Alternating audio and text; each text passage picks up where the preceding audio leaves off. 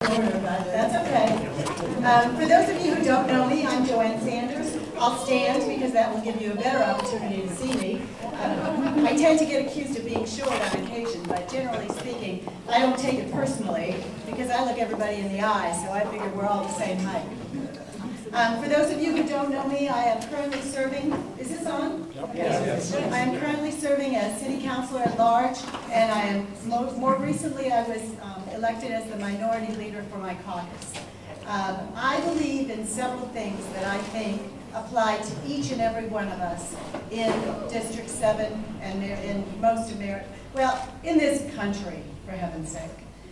I believe that each and every one of us is entitled to equal protection under the law. I believe that each and every one of us is entitled to health care, whether it be from access to insurance or universal health care.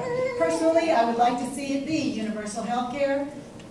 I'm uncertain that we could get something like that at this time, but that would be my goal, is to go for universal health care.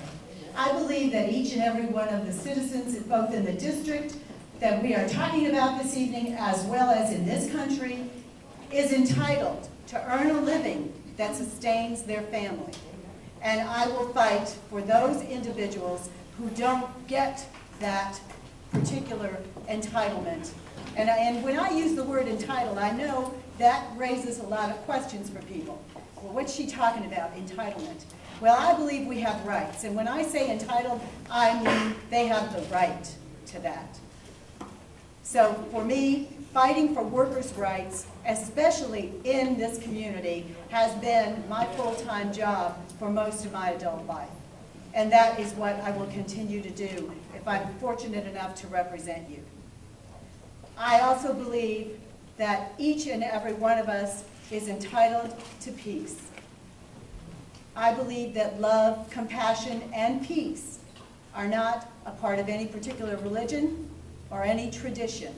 They live in the hearts of each and every one of us. I will fight for peace, whether it's here or in Washington or wherever I might be, whether it's on the street corner on Mass Avenue or at 51st and Carrollton, where I live.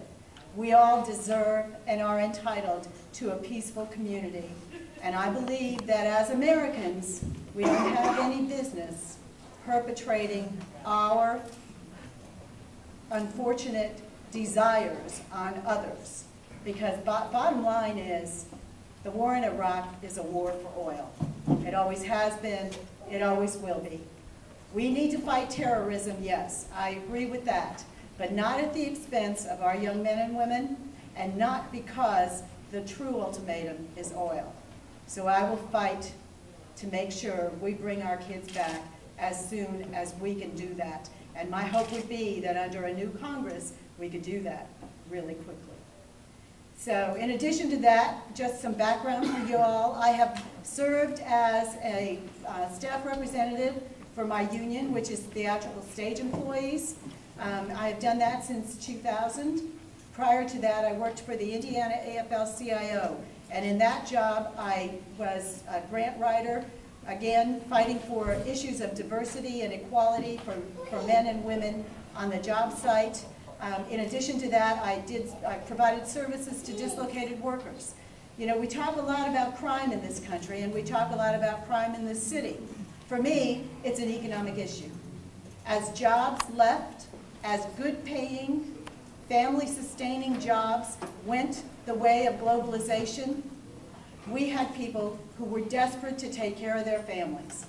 And that, to me, is the true rise in crime. Because people who are ordinary people will do whatever it takes to sustain their families. And as a country, we have put a lot of people in that position where they are forced and desperate to take care of their families because we did not take care of our economy. So I will fight to take care of our economy on a regular basis. In addition to some of my other background, I worked at IUPUI for 15 years, where I got most of my public finance background by working in several capacities over at IU. But it also gave me a lot of insight, because 8 years were spent in the School of Social Work. And I got to know people who are our caseworkers, people who are out there helping those of us who are most in need in our community. So I see very clearly what those needs are. I've been a citizen, a resident of the 7th District, which was formerly the 10th District, since 1982.